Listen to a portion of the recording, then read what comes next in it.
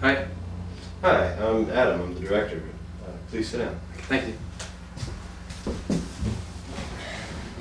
Would you please slate your name to the camera? Okay, my name is Todd Bolint, and I will be playing the part of Bolnuts. Okay, whenever you're ready.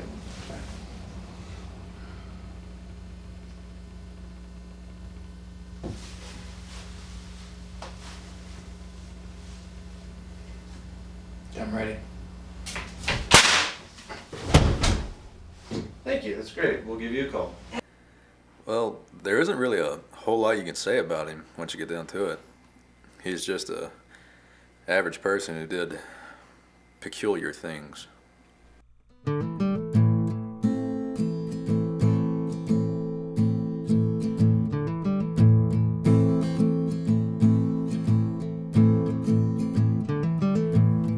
I didn't really know him all that well. I mean, we had a few classes together and worked on a few projects, but I remember he was funny, really funny, in a sick sort of way. He was my roommate for 6 months. I must say he was the most confusing roommate I've ever had. He wasn't... Let me think about this. We've known each other we've been friends. I've known him for 5 years, but I've only been friends with him for about 2 months. He's kind of a guy you got to get to really be around before you feel comfortable being around him alone. We dated for about 2.5 weeks. He was not a bad boyfriend, I guess. He was nice. Definitely the most interesting lover I ever had. Definitely. I remember the first project we worked on together was for directing the documentary class, and it was supposed to be a documentary on crabgrass.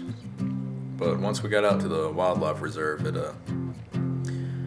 turned into a documentary on how to pet alligators.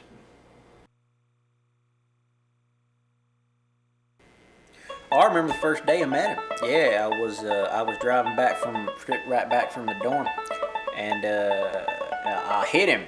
He was on his long skateboard, and I felt plumb awful about it.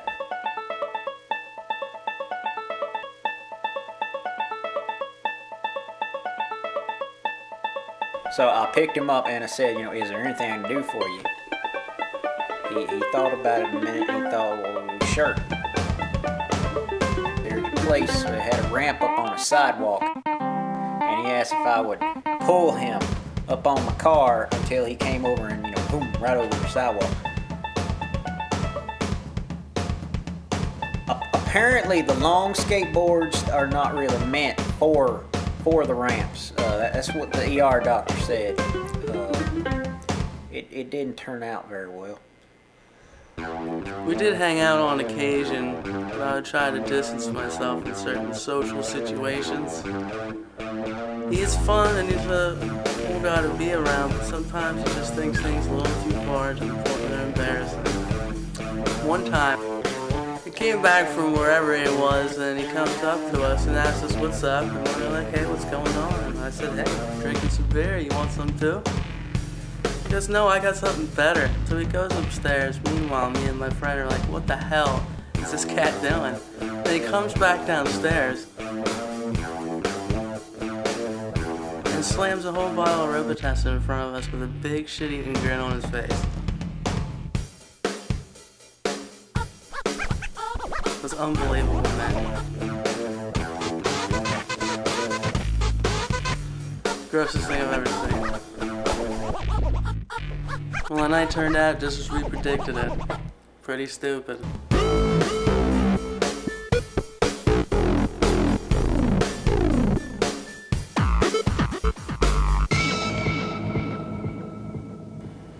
We met in church.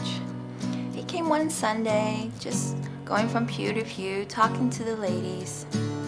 And then finally he came up to me and we started talking. He talked through the whole entire sermon. And then he asked me out on a date. And I said, okay, why not? So he came and picked me up one Saturday, and said we were going hunting at the zoo.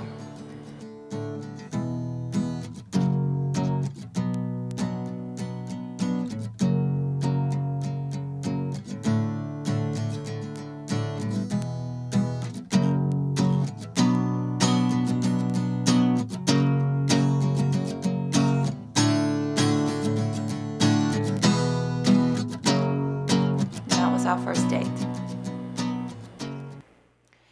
Es que díganme, por favor, ¿qué estoy haciendo aquí? No entiendo, yo no conozco a este señor, o sea, ni idea quién es.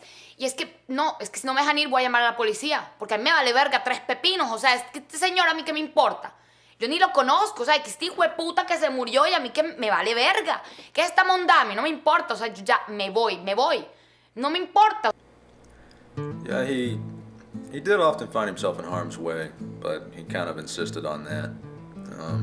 I remember on this one project we were doing for, it was our rendition of Oh Brother, Where Art Thou? He wanted to play the part of Delmer. And in the scene that we were doing, it was in a field, and Delmer gets hit in the head with a large stick by the character Big Dan. And we were going to add the sound effect of it hitting him in post-production, but he wouldn't hear that. So we did the real thing. What's going on, Big Dan?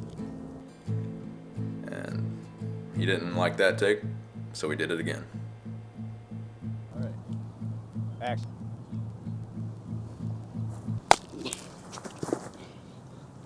What's going on?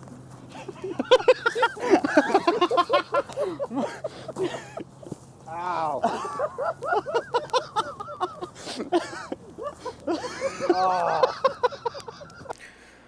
He's usually nothing but completely passive, except when he goes into complete and utter psychopathic rages, which he's only done like 4 or 5 times this year. First time I remember was when he broke up with my girlfriend. He thought it was his girlfriend, but apparently for 2 years. He didn't tell us this until the 2nd year. He's not a smart man. Second time I can remember was when he found out Alaska wasn't an island. Apparently his school system only had the maps where you had Alaska and Hawaii down there on the bottom. This was a big time blow to his psyche. And then that third time I can remember was when we were both working on projects at the computer lab. We'd been working for about 6 hours, and you're supposed to save your work every 10 minutes or so, just in case your computer freezes up. Well, apparently he'd forgotten. So his computer just plumb froze up, and so did he for about 10 minutes. He just stared without any emotion at the monitor. And then he got up, calmly picked the monitor up and walked out. I followed him, and he got in his car with the monitor, and I decided to get in there with him. And we drove through the night.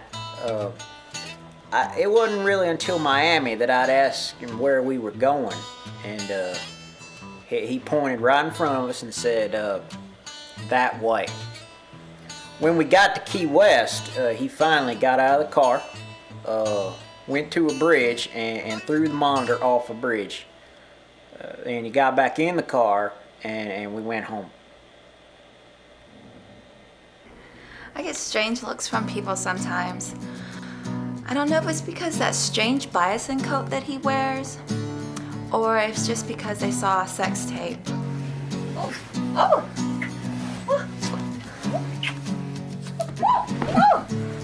Yeah, we made a sex tape.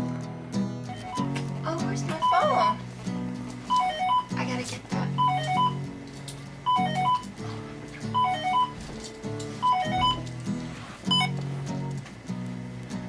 Hello? Oh, hi, Mom. Nothing? I gotta go. But some people got a hold of it. I don't know how that happened. You are looking hot.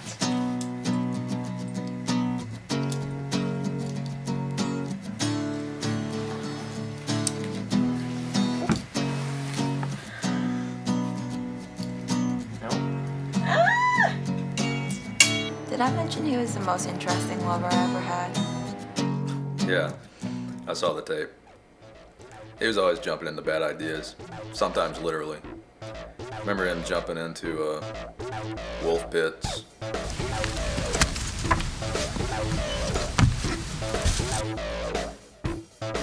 Gator-infested swamps.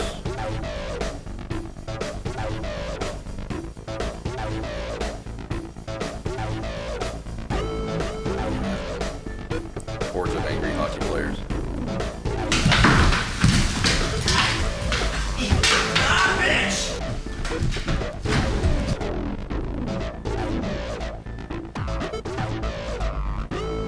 Wake up, motherfucker! He sort of had a fetish for jumping into the wrong situations. That ultimately led to his demise.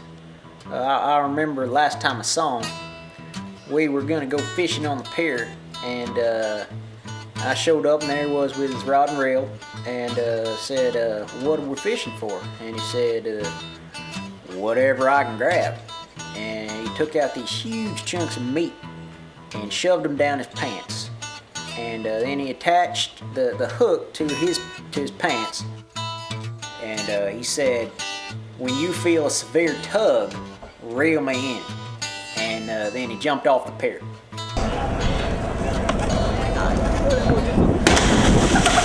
I let go of the rod maybe half a second after he jumped, and that was about the last time I seen him. Yeah, I miss having class with him. You know, someone like that, you notice when they're not around anymore. I don't really know what happened to him. Last I heard, he was trying to neuter his neighbor's dog.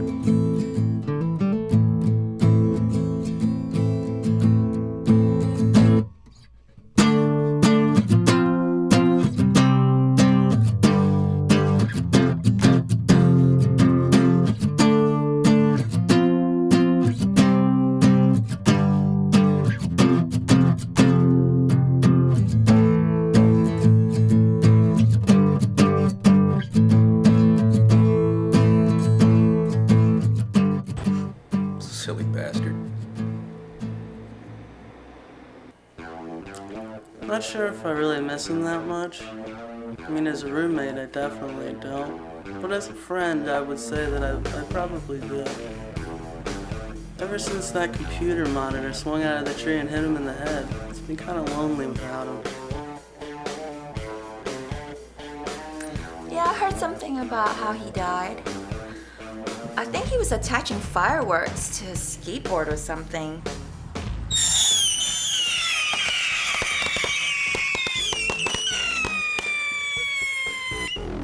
But then I thought I saw him at the park, running around naked.